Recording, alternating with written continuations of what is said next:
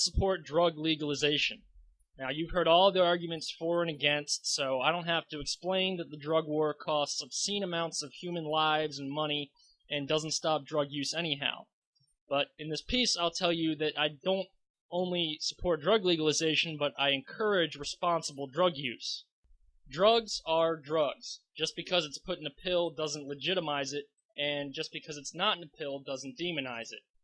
Let's take back pain, for example, a medical problem. Let's address that with drugs. Cannabis. Huh? Oh yeah, dude, my back's fine. Just pass that shit.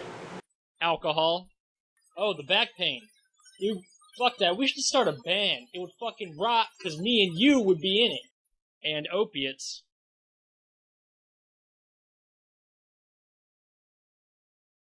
Can all take back pain away just as effectively as aspirin, or more so, and at a dose that is no less harmful, which we didn't picture. All those drugs, legal or over-the-counter or not, are just as effective. They're working as medicine at that point. But don't take any more of the drug. If you take just enough of a drug to feel normal, just enough to get back to baseline, that's okay. But if you take just a little tiny bit more, or a lot more, you are abusing that drug. Why? Well, some cunt named Nancy Reagan got the idea in her head that all kids, and probably adults, should just say no to drugs. She wasn't the only one, but she's the one that I wanted to call a cunt the most. There's an old straight-edge slogan, only sick people need drugs. Probably said by some hardliner while he was kicking the shit out of someone for smoking a cigarette. The idea here is it's only okay to use drugs to get back to baseline. First of all, I don't know what that is.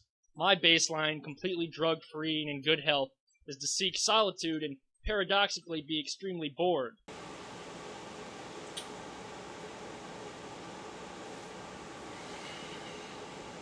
Well, most people don't consider that normal. So, what if my favorite drugs, alcohol, make me more interested in the world around me and make me more social? Am I not back to the culturally accepted baseline of normal behavior? If the whole world was drunk, the sober person would seem anxious and melodramatic by comparison. It's all relative and subjective what exactly normal is. And what if you don't want to just be normal? What if you want to be more than that? What if you just want to lose your head? What if you just want to use the drug to see how it affects you? There's nothing wrong with that either. But there is something wrong with the media blackout about what most drugs actually do and what the risks actually are. Most adverse drug reactions occur when someone doesn't know what they're taking and what it will do. I know what you're thinking. You don't have to say it. You're thinking, what about heroin? You've been talking about soft drugs, but what about drugs that can really kill you? Yes, some drugs can kill you. Some of them can't kill you at all. But if we're going to be distinguishing based on that, cannabis, psilocybin, LSD, all illegal now, would be legal. And many over-the-counter and prescription drugs, which can fucking kill you, would not be. Would you want to live in a world where you can't buy aspirin over the counter, but you can buy magic mushrooms? Well, I would, but I would still want aspirin for the hangover. What can kill you or not is pretty incidental, and it depends largely on dose. We already know that prescription drugs and over-the-counter drugs help people with their illnesses and diseases. They also help people with psychological problems. But just to blur the line between what's legal and what's illicit even further, many illegal drugs can help people come to more amicable terms with their own lives.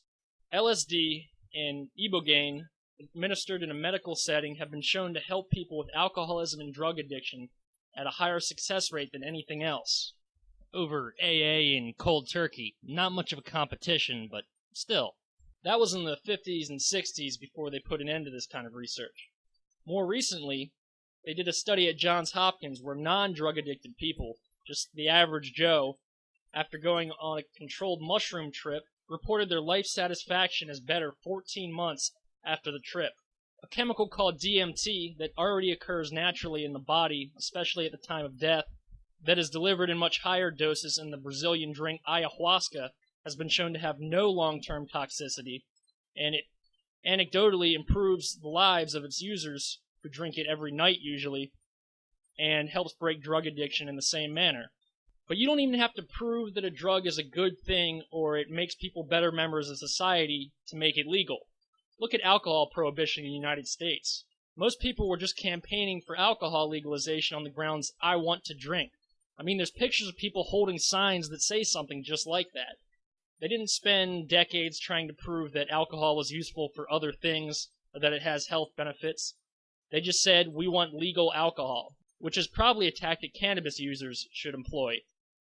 Even if your argument is, I just want to get fucked up on my drug of choice, that is a great argument. All drug users should campaign for the same thing. You don't have to dress it up. You don't have to apologize for it or disguise it as something else.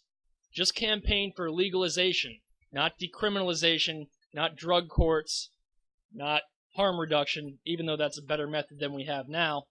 Just campaign for legalization, because drug use is a matter of personal freedom, and we live in a free society, or we should. That's all there is to it.